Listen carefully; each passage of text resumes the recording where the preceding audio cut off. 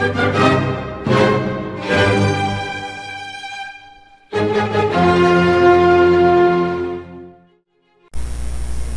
right.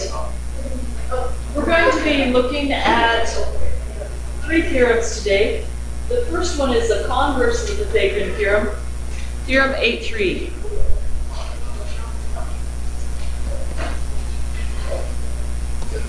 C squared minus A squared equals A squared plus.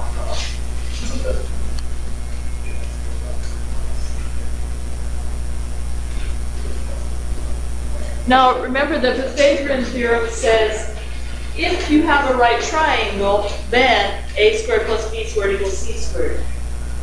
So the converse is going to say if A squared plus B squared equals C squared, then you have a right triangle. Written in words though, if the sum of the squares equals the square of the hypotenuse, then the triangle is a right triangle. If the sum of the squares of the legs equals the square of the hypotenuse,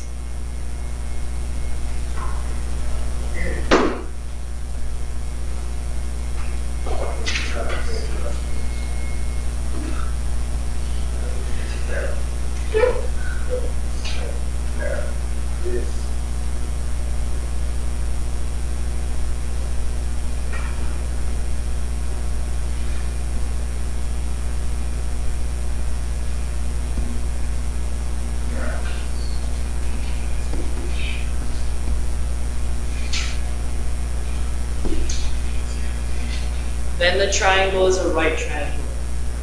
So here what we're going to be given in this triangle is that A squared plus B squared equals C squared.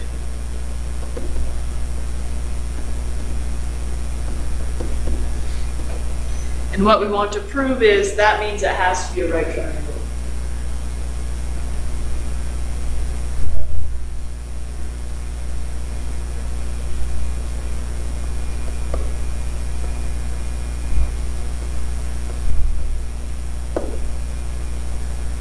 What we're going to work with is a triangle, a right triangle that has legs A and B. A and B, and we'll call the hypotenuse D. If I could prove that C equals D, then these triangles will have to be congruent by side, side, side. Because right now, these two sides are equal and these two sides are equal.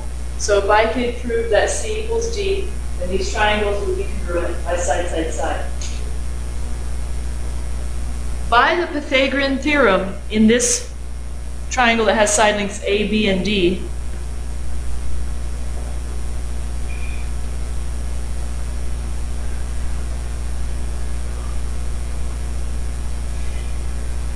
I know that A squared plus B squared has to equal D squared because sum of the squares of the legs of a right triangle has to equal the square of the hypotenuse.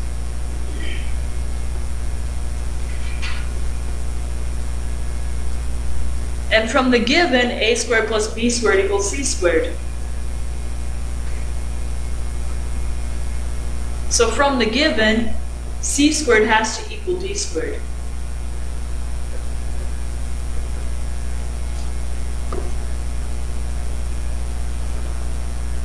Which means C equals D.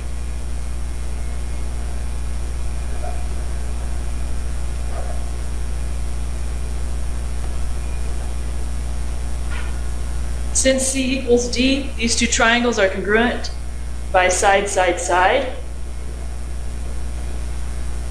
which means that all their angles must be congruent as well.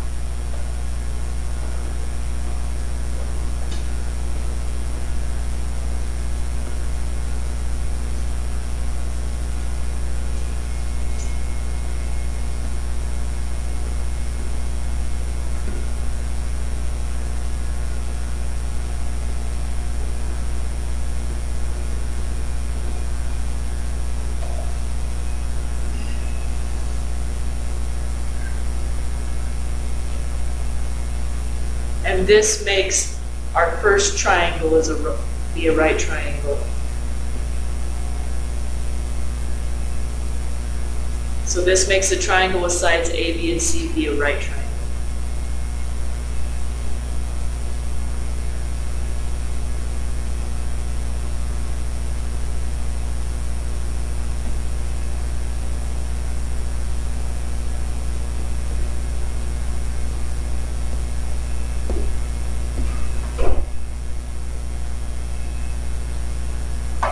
So if we know that a triangle has side lengths that will work in the Pythagorean theorem, then we know it has to be a right triangle. Which means that any triangle that has side lengths 3, 4, and 5 must be a right triangle. Or any of the other Pythagorean triples that we talked about yesterday. So some Pythagorean triples we talked about were, I'm going to write Pythagorean triples again.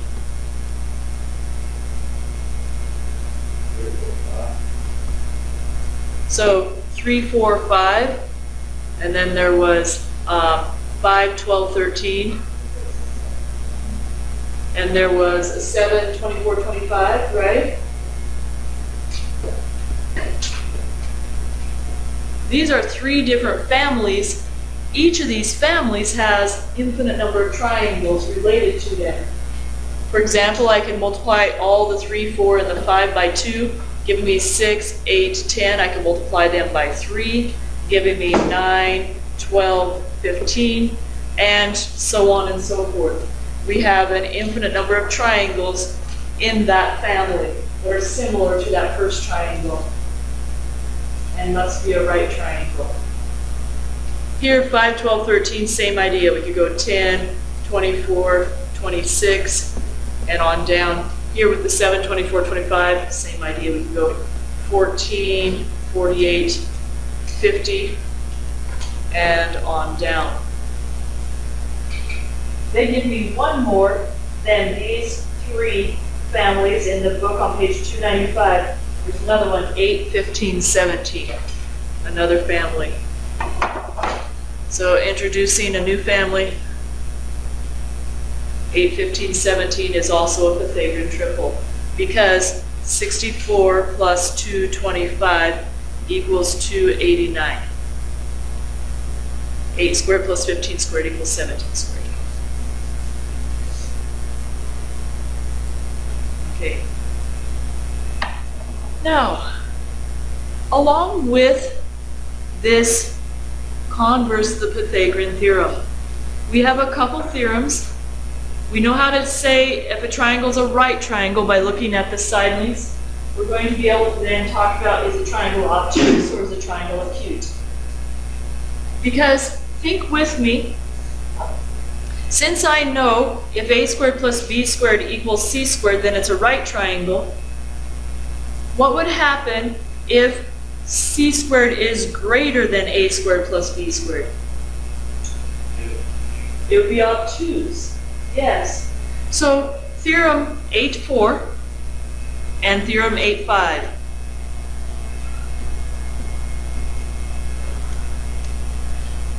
Theorem 8.4 says if c squared is less than a squared plus b squared, and theorem 8.5 says if c squared is greater than a squared plus b squared.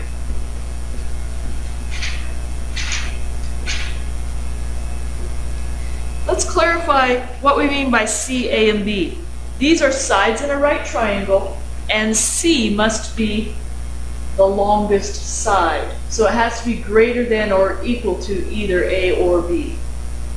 So clarifying a little bit, C is greater than or equal to A, and C is greater than or equal to B. You always pick the C as the side that is greater than or equal to the other two. Okay? If that's the case, and C is the longest side, then the triangle is going to be acute.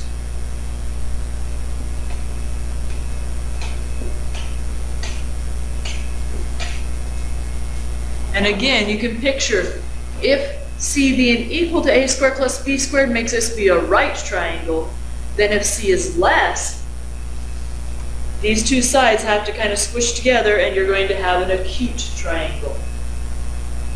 Okay? And that comes from our triangle inequality theorem,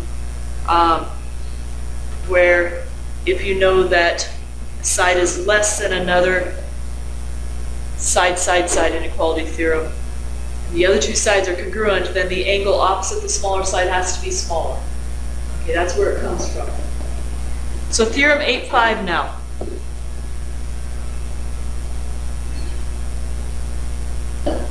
Theorem 8.5 says if c squared is greater than a squared plus b squared, and again, clarifying a little bit, I know these have to be three sides of a triangle, and still c must be the largest side. It has to be greater than or equal to a,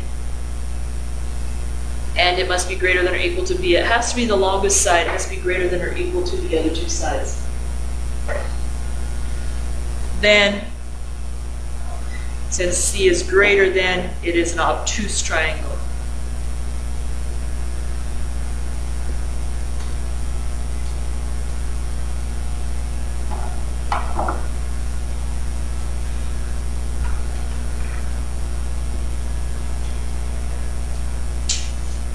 So if c squared equals, the triangle is a right triangle. If c is squared is less than, the triangle is acute. And if c squared is greater than, the triangle is obtuse. There is one more theorem we need to pay attention to as we're doing this, and that is the triangle inequality theorem, where I know that the sum of any two sides of a triangle must be greater than the length of the third side. So I'll put a beware type thing. Before we even tell whether our triangle is right, acute, or obtuse, it must be a triangle that is possible. Okay? So when they ask if this triangle is right, acute, or obtuse, the first thing we check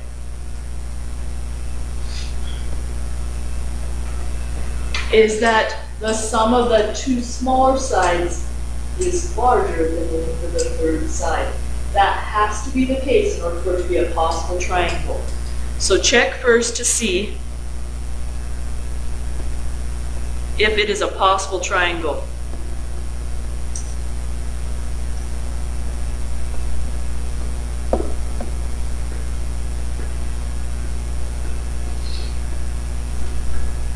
The two shorter sides must add to,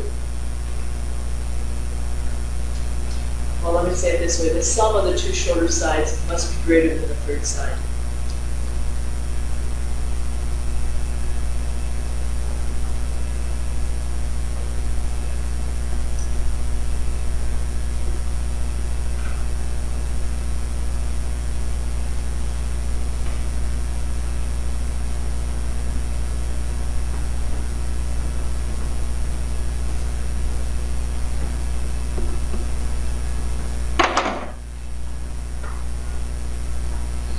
So we're going to be looking at triangles and telling what type of triangle they are. Right, acute, obtuse, or not possible. Sometimes they give us a triangle that's not possible.